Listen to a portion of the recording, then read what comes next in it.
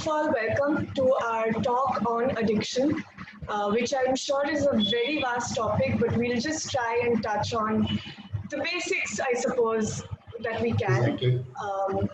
A little introduction to CUSP before we begin. CUSP is a quickly expanding community which is built for fitness uh, and mindfulness enthusiasts, and it's built by these people also. While our common goal towards holistic approach of fitness and mindfulness binds us together, we aim to give back to the community and society by triggering constructive societal change. CUSP has organized experiences on spine movement, Kalari Fire 2, dance therapy, yoga, aerobics, Pilates, on grassy areas pre-lockdown, and a lot of post-lockdown sessions online. We have also organized talks on mental health, nutrition, fitness on our Instagram page with very reputable organizations and which have proven to be very beneficial to a lot of people who attended them. As a community, we have also delved into providing COVID-19 essentials, face masks and hand sanitizers to the poor in Kolkata in the initial stages of the pandemic in association with two Good Samaritans who provided us with the hand sanitizers. Uh, as I said before, today we delve into the topic of addiction, a topic which is vast, as I said, but let's just try and get a brief idea about it. And we have with us Mr. Mahesh Goel, the director of one of the best luxury rehabilitation centers in Northeast and West Bengal region, and has an experience in the field of addiction for over 30 years and has been running the rehabilitation center Sevak Prayas Foundation for over 12 years. Right. We will also have Devobroto Das, a trans non-binary person with bipolar disorder, whose pronouns are she and they. She is also a recovering addict and has been clean for 35 months now. She works as a graphic designer and an artist and a branding consultant. So, Mr. Goel, coming to you, I think the first thing that we need to understand, because most people have a very generalized idea of what addiction is. So I think the first thing we need is to address the question, what is addiction? And what may be some of its causes? Okay. Shairi, first and foremost, I would like to thank you for providing me this platform where I can share my experiences. And yeah, this is a very, very common question which comes about what is addiction. Well, addiction is something which is which comes up as which is very, very compulsive. You know, like I can just cite a few examples to you. Let's take alcohol. Alcohol, we have a few categories of drinkers. The first and foremost is a social drinker. So a social drinker is a person who might have a drink today.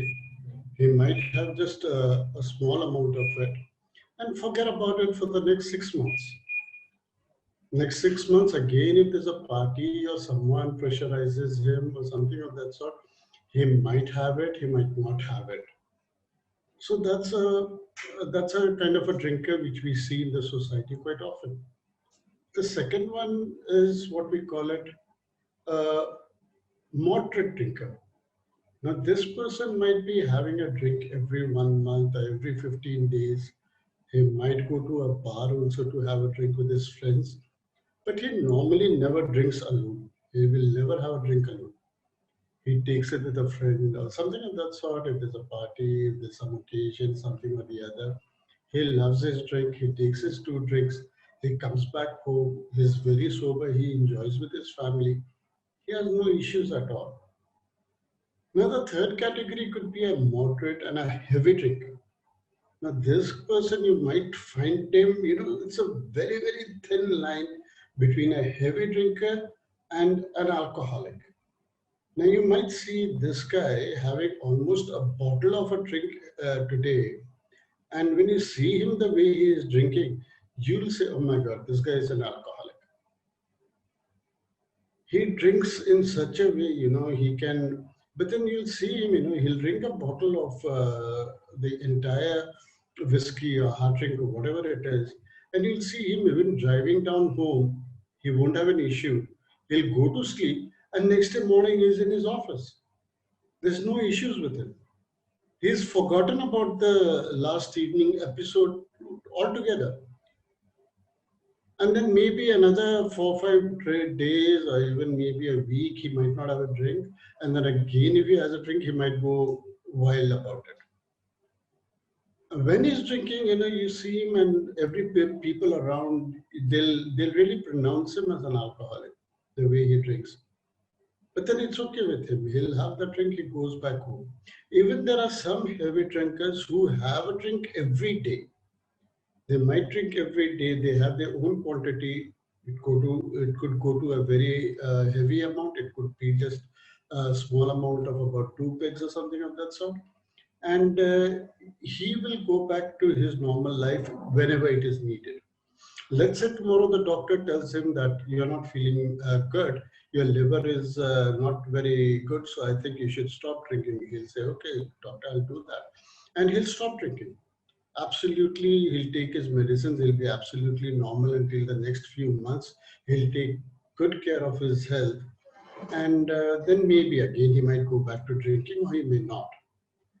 Now, the difference between an alcoholic, or what we call it addiction, here is the difference. This guy who is an addict, who becomes an alcoholic, he is very, very compulsive. Whatever the reasons may be, he cannot stop. We say, that an alcoholic is a person who knows how to open the cap but doesn't know how to close it. He goes on and on and on and on drinking. And until, he reaches the last stages of his life where the family has to take a call, or this guy goes down to the streets, hits a very massive rock bottom, and then he seeks for help. If I mean, he's got the grace of God. Because there are many, many alcoholics who have died without even, having the knowledge, or even without coming across anything of help. They don't even know what help is. Even the society, kinds of discards them. I've seen family members, telling that, ye to badtameez hai, badmash hai, like every kind of thing, the family members, the wife, the children, the mother, the parents, everyone, they come to that stage that they say that he's a hopeless case. We have gone out to reach out these kind of people and spoken to the family that he needs help. It's nothing, he's just got a disease, nothing else. He has to be put into a treatment center, and he has to get back into his feet. There's nothing wrong with him as such. He's not a bad person, he's not a mad person, he's just sick. But this family don't understand. Many families we've seen, they don't. नहीं, हम लोगों ने बहुत कुछ करके देख लिया. We've visited the temples, we've agreed to all his demands, we've given him everything. He has such a beautiful wife, his children are so nice, everything in the world is so good, but this guy, ये कभी नहीं सुधरेगा. ये कभी नहीं सुधरेगा. We said that it's not about sudhrega or nahi sudhrega. It is about the disease, and he needs a treatment, but they're not ready to understand. Even so much so, not only the family members, the alcoholic himself is in a big denial. You go and tell him that, see, you need help, you have to stop it. The only answer he has is, yes, I know I have to stop it, I'll do it from tomorrow. He never says, now, today, right from now, I'm going to stop it. Every day it's tomorrow, that kal se main chhod dunga. From tomorrow, I'm going to stop it. And it's unfortunate for many people that tomorrow never comes. So I guess I've been able to just give you a brief explanation, as you have already mentioned this very well, that this is such a vast topic that only on your question, what is addiction, I think I can just go on and on and on and Yes. on talking. So, I'll just keep it short. Yeah. Are there, I mean, in your life, what are there like any specific causes which may lead to addiction? And There is, yeah, sorry, yeah. is it possible that some people are more likely to be addicts than others? Is there a genetic basis to addiction? Yeah, very nice.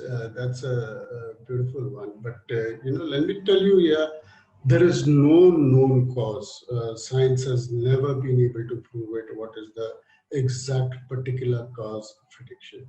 There are theories, many of them, as you very well said. Yes, genetic is a very strong one of the reasons. They say, like there is no particular figure, but 75, 80, 85% of alcoholics and addicts, they have a genetic problem. They have a genetic problem. It comes from the family somehow or the other, either from the mother side or from the father side. It does come up. And there are many other reasons, like it's environmental, the kind of environment they live in, they're brought in, uh, up in, the kind of environment they've lived in. So that is one reason. Another one is, of course, a very common one is peer pressure. It starts off with peer pressure. And school going kids, now it's become very common. Like, if you're not having a mug of beer with your friends, you're looked down upon. It's very sad. You know, the peer pressure is so strong, and they don't realize that one mug of beer, where it can take them in life. So peer pressure is a very big cause, and family dysfunctional families. That is one very big cause. Another one, you have very dysfunctional families that these people come from. It's a very big reason. So, there are many reasons, but there is nothing in particular. No one can pinpoint and say that, yes, this is the one, this is the reason of addiction. No. Neither science has been able to prove any, what do you say, cause of addiction, neither the cure of addiction, not so far.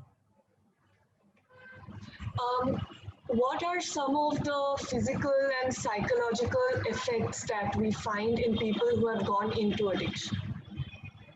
Well, physical, first and foremost, let me tell you, there are a lot of impairments that has come up.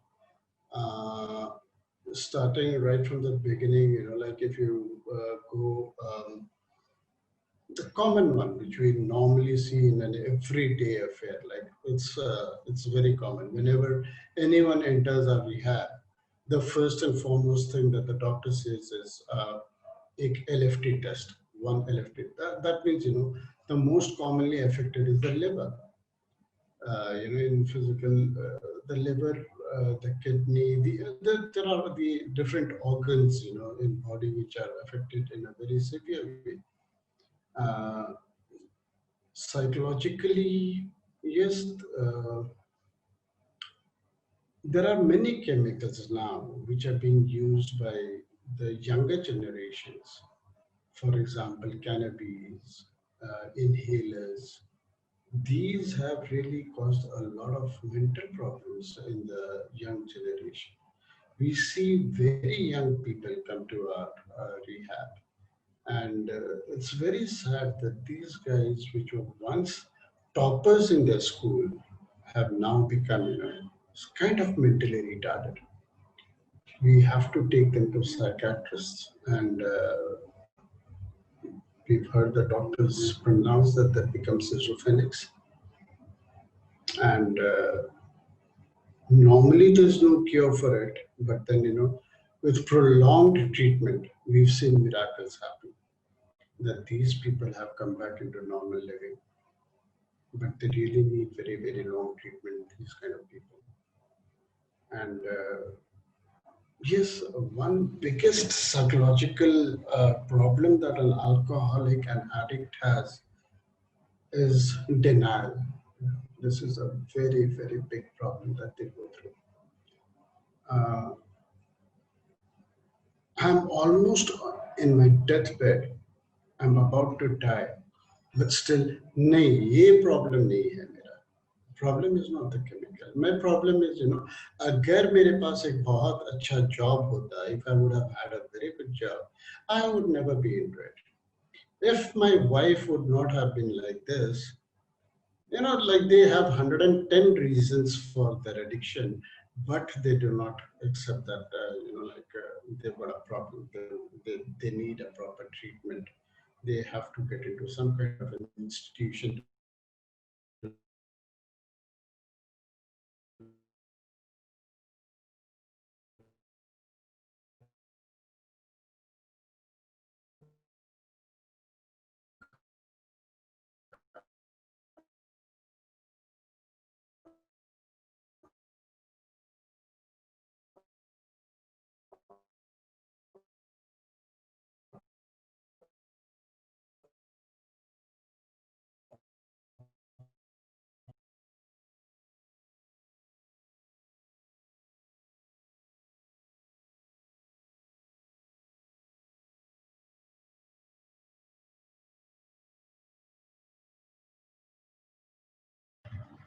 Hello?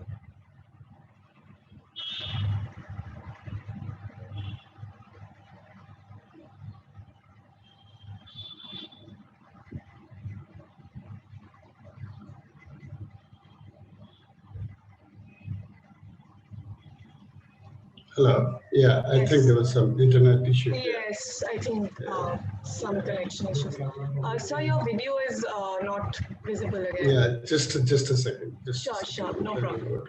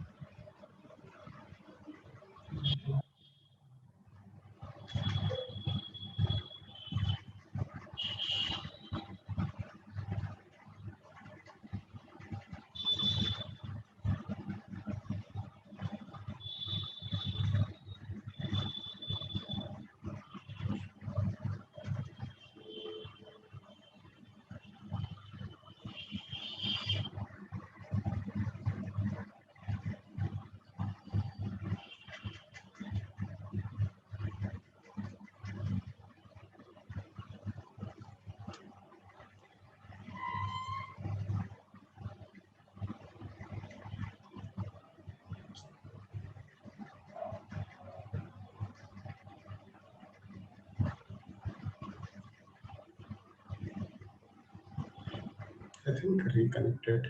No, there's some problem. Just wait for a minute. Yeah, sure. There's some problem with the app.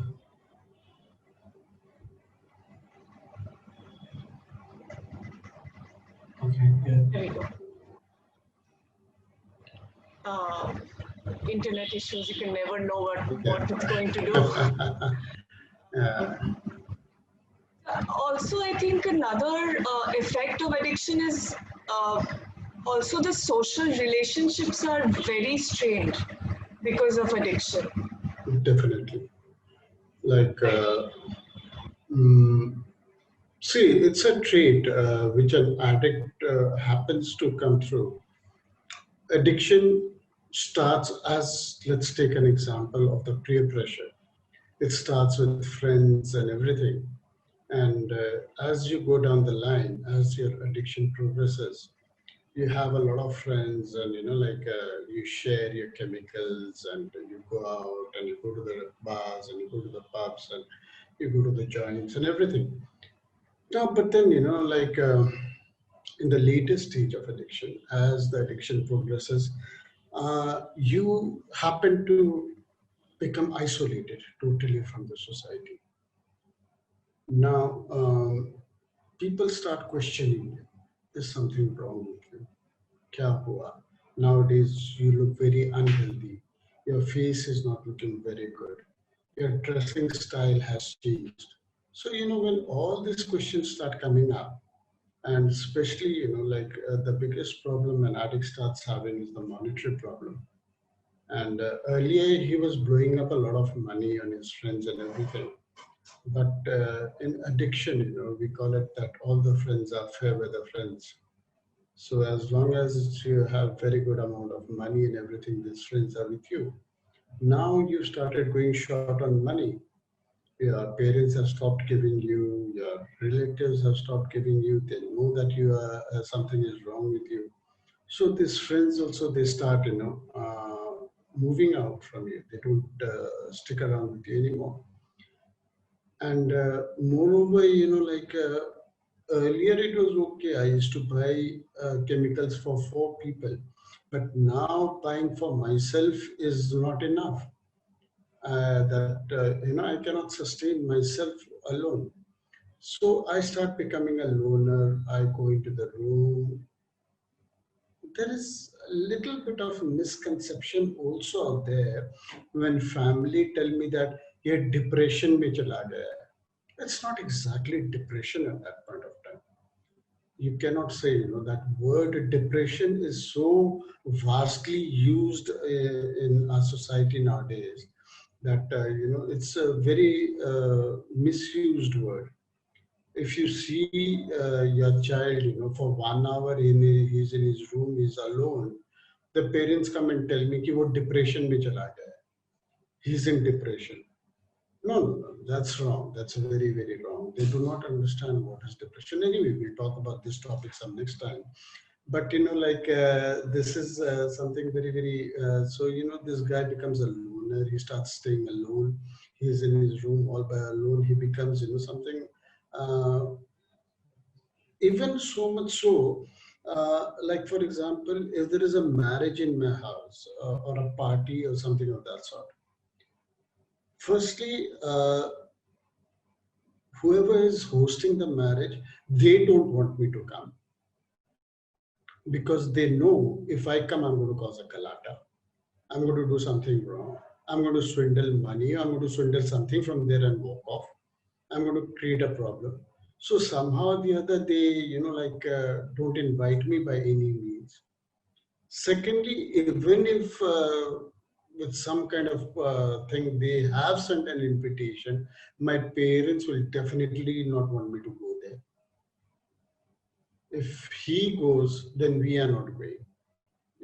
That is there because, everyone knows that if a person like me goes to a marriage or something of that sort or a party, I'm going to create a problem. I'm going to create a problem. I'm going to have my drinks, I'm going to have my chemicals, and, I cause a very big problem in the society. And that is the reason, in the end, right towards the end of my addiction, I am always a loner, absolutely alone in my house. There is only 3 friends, I, me, and myself, along with my chemicals. That's it, nothing else, nothing else. So that's how.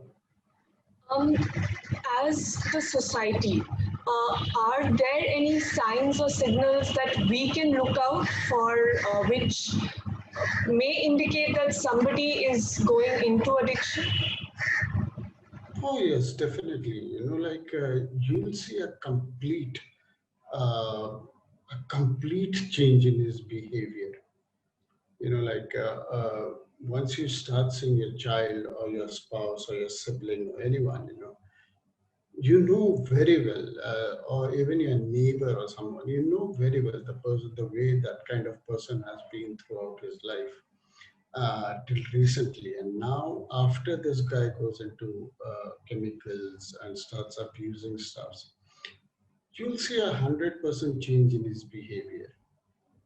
A person who maybe at point of time when you had offered him something, you would never be ready to accept it. Today he goes around asking people, can you lend me so much of money? Can you do this for me? Can you take me there? There are so many favors this guy starts asking. Number one. Number two, you'll see a complete, downfall in his health. You'll see a downfall in his health. Sorry. Just a minute. The audio is gone. I can't hear also.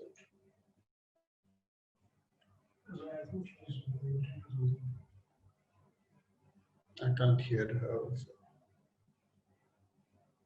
Now can you hear him? It shows that it's some problem with the network here. Yeah, no. Suddenly, Yeah. actually, Sir's volume became very low, so I couldn't hear anything. Yeah. Okay, yeah, that's better now. Yeah, so like there is a lot of changes in this person, physically, in his attitude, in his behavior, in his looks, in his way of dressing, in his way of maintaining himself. Hygiene is completely gone. You'll even notice, maybe an addict probably, not even having a wash or bathing himself for weeks altogether. So you can easily make out that there's something wrong with him. Definitely, it's going to strike you immediately. The only thing is, again, this is another big, vast topic which we can speak on sometime. It's denial. Not only the sufferer or the addict or the alcoholic is in denial. Even the family is in denial. They don't want to come out with this stuff that, yes, my son has become an addict and I need help. If tomorrow I go and say that, see, I saw your son in that area, which is not a very good area, I've never seen him around there. I think you should find out why he had been to that. Oh, no, no, no, he had gone there to get some stuff for me. The parent will immediately come with a defense mechanism. No, there's nothing wrong with him. But yeah, you're saying right, his health has gone down these days. Actually, he's not feeling very. See, the family also, they never come up straight away that, yes, there is something wrong with him. Yes, we need help. He needs help or something. It takes a very, very long time, until this person really is torn apart and the family is torn apart that they seek help. So yes, society, there is a lot of problem. Like it's a taboo. Basically, it's very very unfortunate. Let me tell you this one thing, which is very important.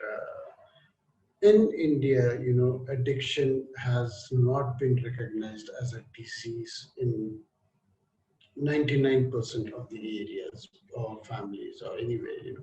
They still take it as a taboo. They still take it as something, like a disgrace to the family, and they don't want to reach out for help. Even the society, even if I see my friend's own son doing something wrong, I don't want to go and speak it out with my friend and tell him that, see, I saw your son doing this, because I know he's going to retaliate, and I'm in the fear of my friendship being broken with him. If I tell him I saw your son yesterday, I saw him in a pub, I saw him in a bar, he was drinking like wine, he's immediately going to retaliate and say that you're talking about bullshit. And this is, my son is never that way, and that friendship ends. So it's sad, that people are not coming out in the open and talking about it. There is very little awareness programs. There are very little people who really want to talk about it. So yeah, society as a whole, it is still, I think it's going to really take a lot of time, and a lot of awareness programs are needed to be done for people to really realize that this is a disease and people need treatment. That kind of partially answers my next question also, which is the role played by family and society when it comes to dealing with addiction. So Yeah, so yeah, I think it's that way, like family has to really come out first. It's the society starts from your family. And if the exactly. family, is not ready to come out with it, then no one is ready to help you out. I first and foremost, I think, can you hear me? First and foremost, like the family has to reach out. If I go to a family, we've seen this, like it's one of the last steps of the program which we follow, the 12-step program, wherein we go and reach out to people. We see that this boy is suffering, we go to the family and we tell them that, see, we've heard about your son and he's going through a lot of problem and he needs help, and they do not accept it.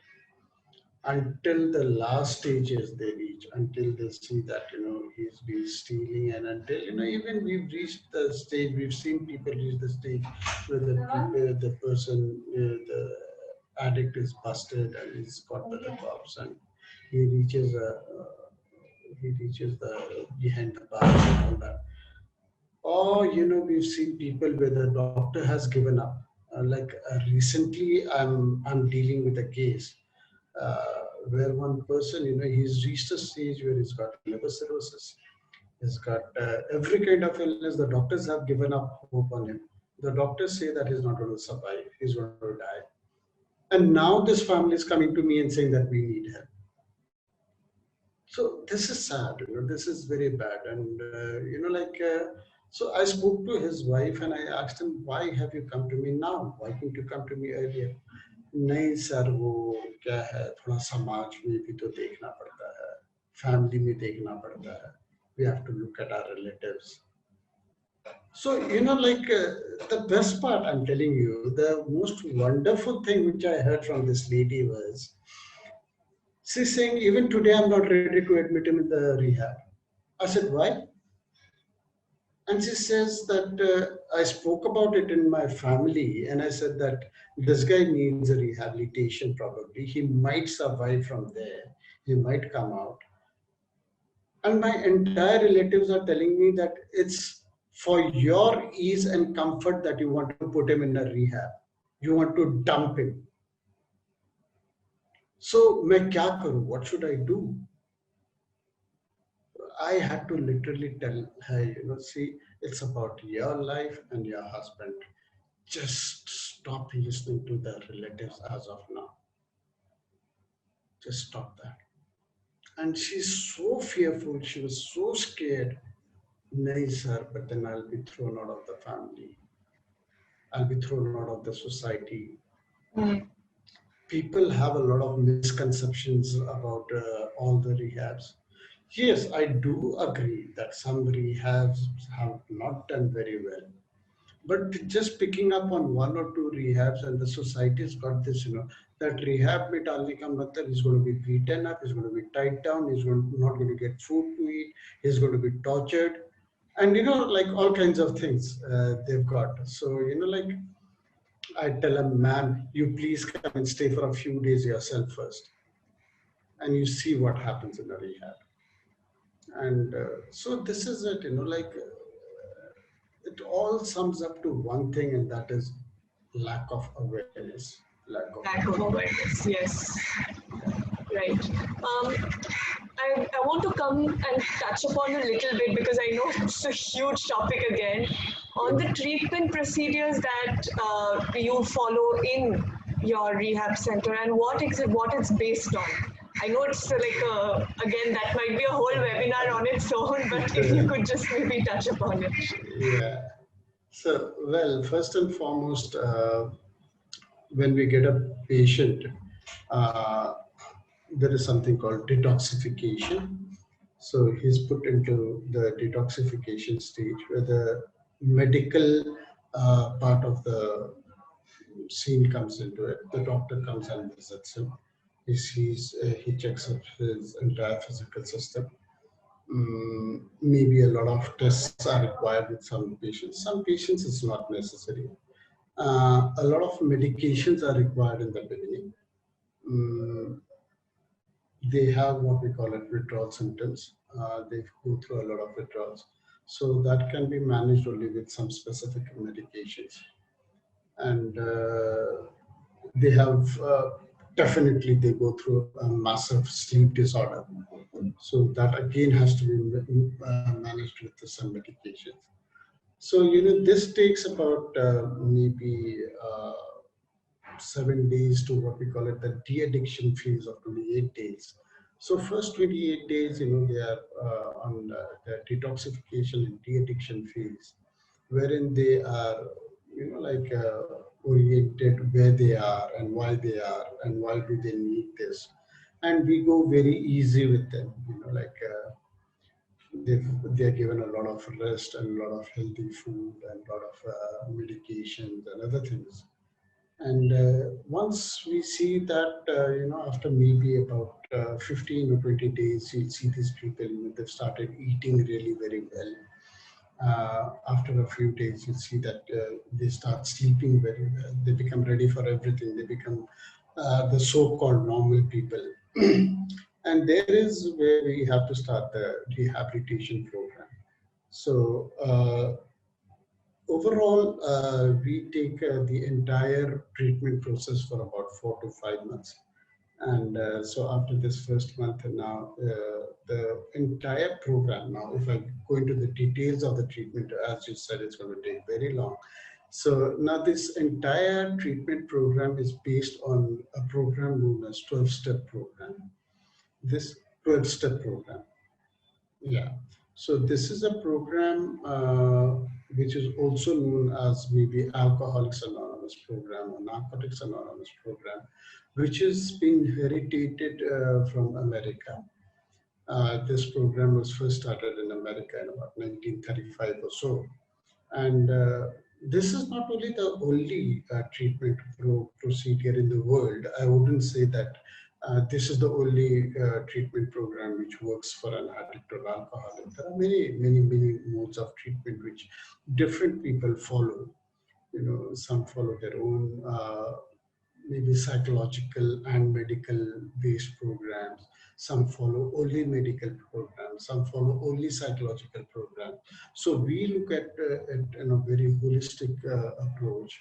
And what we have seen, or at least I have seen in my life of all these years, that this is one of the most successful program in the world. As per the statistics, this has given a lot of recovery. The most people who are in recovery as of now have been following this 12-step program. So this is what we follow. It has 12 steps, step 1, step 2, step 3, step 4, and up to step 12. We complete the first 5 steps in the rehabilitation center itself in this period of 4 to 5 months. And then the rest of the steps can be followed later on after they go out of the rehab. We keep on guiding them. We tell them where they should be going and what they should be attending and when they should be coming for a follow-up and everything. So yeah, there are some patients which do require a bit longer period of treatment due to their physical or maybe psychological disorders. So it is a very tailor-made program basically. It's not, that, okay, this is going to work for everyone. No. So, different people respond in a very different way. We've seen some people, we've had them for about, say, let's say 8 months or 9 months, and yet they do not respond at all. And we have some patients who've been there just for 45 days and we see them really going out very well, doing very well. So it's all different. It works very differently with everyone. So we have to observe them on a very daily basis and see how they're going, what is their progress, how they're working it, and accordingly we have to move on with the patient. And probably the last question, which again you did initially answer a little bit in the beginning, is addiction, can it be cured? Is it something that can be completely cured, or is it something that, may come? I mean, there are stories of relapses, but have there been any miracle stories of complete cured addiction? Unfortunately, not till date. I wish that day comes very close. I want to at least see that day as long as I'm alive. Unfortunately, in this last about 30 years, no, I've not seen that, and science has not been able to. We have heard that science is really working a lot on it, but it's not successful as yet. It is 100% relapsable disease. There is no cure for it. So we say that it's a treatable disease, but not a curable disease. You have to practice your program 24/7 to stay clean and sober. If you don't, see, it's either you're into recovery or you're into relapse. it doesn't mean that, only taking the chemical you're in relapse. You're also into mental relapse before the real physical relapse comes in. So that is warning signals where we get, and we tell the people that, see, boss, you're not doing well, you're not doing right. Something is wrong, you better come back. Otherwise, you're going to have a physical relapse. So, yeah, it's hard, like I can cite you examples, many examples where I've seen my good friends relapsing after 14 years, 16 years, 18 years. These are my very close friends whom I've seen, and these people, the sad part of this disease is you stay clean for 20 years, and the next day when you have a relapse, you are back to square one where you left it. Exactly, your behavior, your attitude, your way of drinking, your way of using, everything comes back exactly in the same way. There is this misconception which people have, that, okay, now it's been so many years, so maybe I deserve a drink, I can have a drink. It's very unfortunate. The first sip takes them right back to where they had left. So, I mean, just kind of to add to this question, when a person is having a relapse, is the relapse step, I mean, does it happen suddenly that the person suddenly one day starts, or are there signs that the family can maybe pick up on that maybe this person is relapsing? Exactly. There are what we call it, what is the term for it is mental relapse. So, before this person really hits the chemical or hits the bottle, this guy has a mental relapse. Like when you're into recovery, you change positively very much. Every day you're changing. Like, for example, I'll tell you, he'll be getting up at 6 o'clock in the morning. He'll be doing a lot of maybe some physical exercises. Then he'll go for his wash and bath. Then maybe he'll sit for a meditation. Then he goes to work. He comes back in the evening. He spends a lot of time with his family. This is something just a part, I'm telling you. And this guy who's about to relapse, who's going to have a relapse, now his timetable changes. This person was getting up at 6 o'clock in the morning, you'll see him getting up at 9 o'clock. Next day, you'll see him getting up at 10 o'clock. He skips his exercises. Maybe he even skips his meditation. So, there are a lot of signs which the family and friends can see. So, there are some fortunate families which tell us that, sir, now this guy is not doing this. You had told him to do this, you had told him to go there, you had told him to do this way. He is not doing it. He started getting up at 11 o'clock in the morning. The whole night he watches TV. And, I see him on the cell phone the whole night and this and that. And, we've seen him, everything is going wrong. So the immediate thing we tell the families, don't worry, just send him back to the rehab. Just send him back to the rehab for a few days. Just maybe that requires just 3-4 days or a week. And we check out where he's going wrong, and he checks out, he introspects, and he knows, yes, something is going wrong with him, and he can come back to recovery. But if the help is not taken, surely he's going to have a relapse. Okay, I think that kind of sums up our end here, because I understand that this is a topic which is huge and it can go on for hours, if not days. Yeah. But thank you for your time and for doing this. Most welcome. I hope we can continue this conversation sometime later in more details. Yeah. And thank you so much for your time. Thank you, Shari. Thank you so much. Yeah. So welcome, Devobrata, and thank you for taking out time and joining us for a conversation. I think that is very important, and especially from your perspective, from your side of it, I think is more important. I think I'll just go into the questions. One of the main questions I think we all need to know and need to understand is I mean, I've heard the expert side of it, but I want to hear your side of if there are any signs or signals that one can be aware of when it comes to addiction, whether oneself or the family, to identify whether one might be going into addiction or, there is a chance that one might go into addiction. So, So, addiction is basically a disease, and with any disease, it's a lifelong chronic disease. There's no cure for addiction. You can only arrest it, you can't treat it. So, with any disease, there are signs and manifestations which happen in a very similar fashion. Any addict starts exhibiting these signs way before they start using their first drug.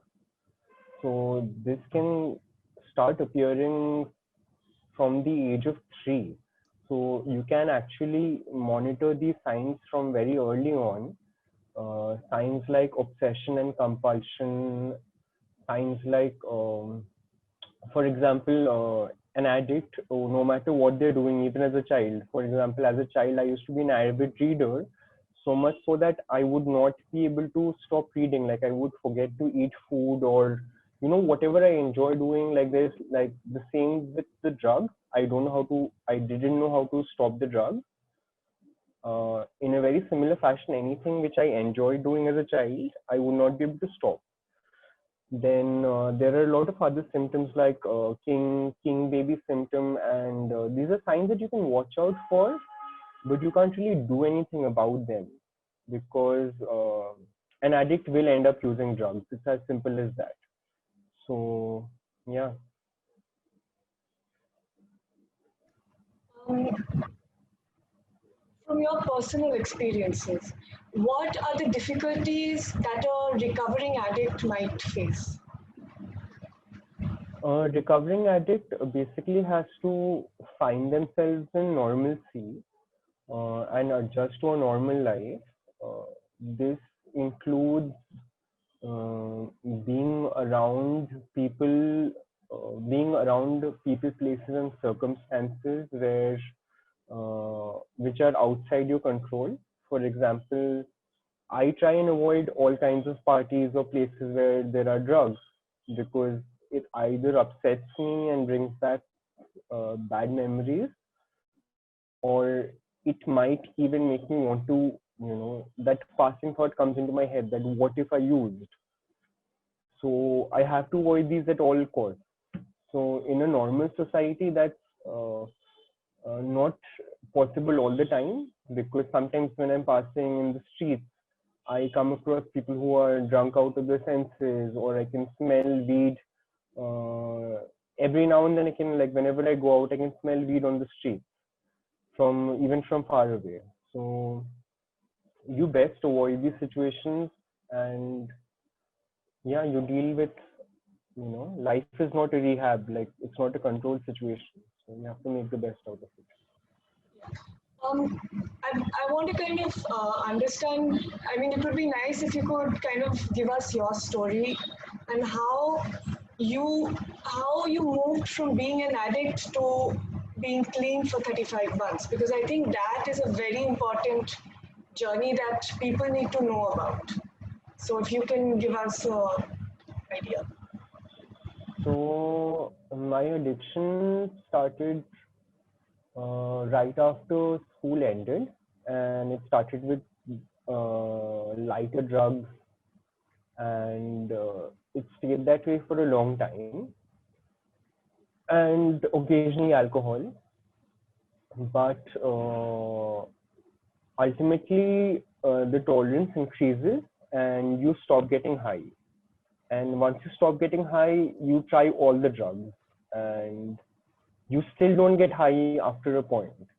And then your life becomes unmanageable because you need to be high all the time to function. And you think you can function, but you really can't. Your life is out of your control. So the very similar thing happened to me. The last 3 months, I would be, I was not sober for a second. And that was a very terrible feeling, because I would wake up in the morning and I would have a bottle by my bed, Because if I didn't, like people start the day with a swig of water, but I needed to start myself by downing a bottle of alcohol. Because if I didn't, I wouldn't be able to function. My body would start shaking and I would have withdrawal.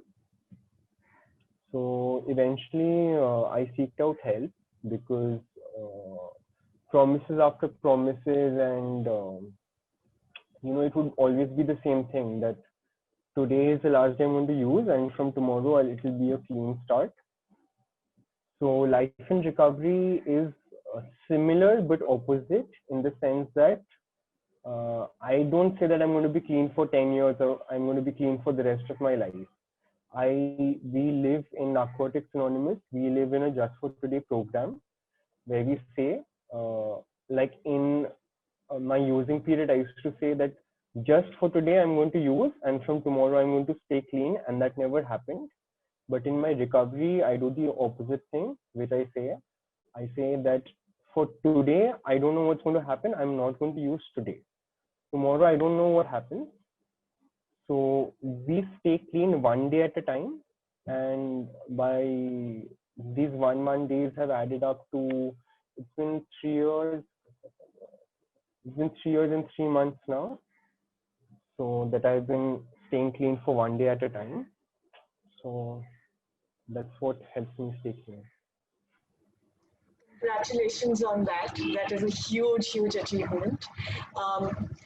I also want to kind of find out, in your experience and in general, I believe, the role of family, friends, and society in kind of supporting a recovering addict. Oh, the role of family has been tremendous. My parents used to go for these parent recovery groups where the family would be informed and educated about the challenges I'm going through. So thankfully, I had a very understanding family who saw it as a disease, because in a lot of cases, the parents are either not very educated or they're not willing to accept that this is a disease. They think that their child or their husband or their spouse or their family member is just being a terrible person and not quitting the drug. But it's not really in my control. I was born with this disease, and like for any other disease, for example, if you have cancer, you don't think that the person is terrible for wanting to have cancer or for having it. They just have it. It's something which was in them. So in a similar way, my family was very supportive of that, and they provided everything they could. They removed the obstacles in my path of recovery, and they have eased my way. Friends, they don't always get it, and explaining addiction is quite challenging because everyone does drugs. That's the sad truth of our society. Everyone does drugs, so people think that I had a problem and now I don't. But it's not that. It's not that just because I'm clean for 3 years today, I can sit back and have a drink with my friends. I can't, because they will have a drink with me. The next day they'll go back to their work, but I won't be able to do it. I won't be able to stop. So I remember, like, after I came out from rehab, I did cut a lot of my friends because in our program, we believe that it's a spiritual program, the 12-step program that Narcotics Anonymous follows, that we need to replace the people in our life, especially if they were not good for us to begin with. So after I came out of rehab, one of my friends got in touch with me and said, "You were missing for years." And I told them that I was in rehab. And I used to drink with her before I got into rehab. And she said, "Okay, then you're fine now, right?" I said, "Yeah, I'm fine now." And she said, "Okay, let's meet up for drinks one day." And so friends don't really get it. Close friends do. And it just makes your world smaller because you cannot hang out with everyone and anyone anymore. So, yeah. That was also another question I was coming to, because then the people you are involved with socially kind of reduces to people. Yeah, but then I suppose it makes sense if it's if that's what's best for you. Yeah.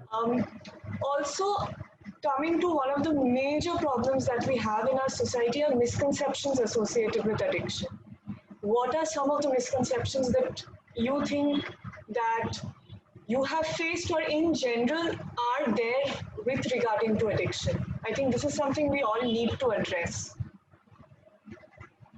One of the biggest misconceptions that people have is that addicts are bad people, because during our using period, all of us have done things we are not proud of. All of us have lied, cheated, stolen, done things which are which in our sober state of mind we wouldn't have been. We have destroyed relationships intentionally. I, for one, I had 3 very close friends who were always very protective of me, but I would intentionally sabotage those relationships by being mean or by lying to them. And so people have this misconception that addicts are terrible people. They're not. When they're using, they are. But when they're clean, when they have a clean mind, especially in recovery, because recovery does not mean abstinence. Recovery is something more profound. It's the Narcotics Anonymous. We follow the spiritual program because in order to stay clean, the character defects that an addict has, for example, any person with any disease will have some other symptoms. For example, my manifestation of my bipolar is anorexia. It's not the main part of the disease, but it's something which is auxiliary. So in the same way, these character defects need to be worked upon to stay clean. So once you're in the spiritual program, we do all the things opposite that we did in our addiction. For example, I was a compulsive liar during my using period, that I lied even when I didn't have to. But now I don't lie anymore. So, which is a profound change in who I am. So, addicts are not terrible people. Another thing is that, that addicts can be talked out of addiction. I see it happening with other people I have seen who are addicts. People have tried to talk them out of it, force them, blackmail them, emotionally manipulate them to stop using, but you can't. You need a rehabilitation center, and you need forced abstinence for a long period of time so that your brain can rewire itself and see that a sober life is actually better than the one they were leading. So, yeah. Also, I think there is a misconception, like you said, that people don't want to believe that addiction is a disease, that it can be cured and it can be prevented. I think that is also a very important misconception. I also want to ask you that in your rehabilitation program, and like you said, that you can't be talked out of it. So, is there like a combination of medicines and therapy? So, what kind of rehabilitation did you go through, and what do you think might work best? I mean, yeah. So there is a parallel school of thought where they do give you medication to reduce the dependency on drugs. It's called Methadone Anonymous, but basically you're substituting the drug of choice with another drug, and that's not something I personally think works because you're just substituting. So in my rehabilitation, they keep you there for a very long time. I was there in rehab for 10 months. And they give you classes on the disease of addiction. They make you work the steps. The 12 steps are talked about elaborately, and you have to do step working. And there are 5 principles which help us stay clean. They are meetings, which is the Narcotics Anonymous meetings, fellowshipping, which is interacting with other addicts, prayer, meditation, and inventory. Inventory is basically you taking account of yourself and understanding yourself better. So these are the 5 steps, along with the 5 methods, along with the 12 steps that help for recovering addicts strictly. Okay, and maybe to kind of end with, if there is in general any advice that you would like to give to our society when it comes to addiction, when it comes to how they deal with addicts, or maybe just their mindset towards the disease. Is there anything you would like to tell our society? I just think it's a very hopeless situation when you're born as an addict. So society is scared of addicts, like people who are in close proximity of addicts are scared because they see their loved one turn into a monster. And I wouldn't blame them for feeling that way. But there's nothing you can really do about it. There is just one way out of this, which is forced abstinence, rehabilitation, and a recovery program. So no, there's no such thing which society can do to make things better. Maybe the rehabs can be better because there you're keeping 50, 60 people locked up in a room, and all of these patients are sometimes treated like prisoners for doing something wrong. But even though we are called patients a lot in most rehabs, I'm not talking about the luxury treatment centers where you get an AC and a television, and I'm not talking about those ones because those are money-making machines. But in normal rehabs catering to the masses, you're treated like cattle. Your individuality is forgotten, and your individual needs are forgotten, and there's a lot of mental health issues which a lot of addicts also suffer from. In my rehab, that was like 30-40% of people there had mental health issues, and we had to go to a quack psychiatrist, like the person who just randomly prescribes a lot of medicines. And that would just keep us in a stupor, and you can't really do anything about it. So maybe the rehabilitation centers need to come under certain scrutiny to see that they don't damage the addicts in the recovery process. So yeah, that's about it. Okay, and I also personally think awareness also, I think, is a little limited in our society. It's not, as it is, we are quite still stigmatized about mental health, and then when you get addiction, I think the stigma is a lot more. But I think awareness is something we can work on also, and that is something I hope this webinar comes into handy. So thank you so much, Devabrata, for your time and for sharing your story with us. It's an inspiration for a lot of people. You are actually an inspiration for a lot of people, and I think we can only thank you for being a part of this webinar, and thank you for your time. Thank you for conducting this. Our pleasure.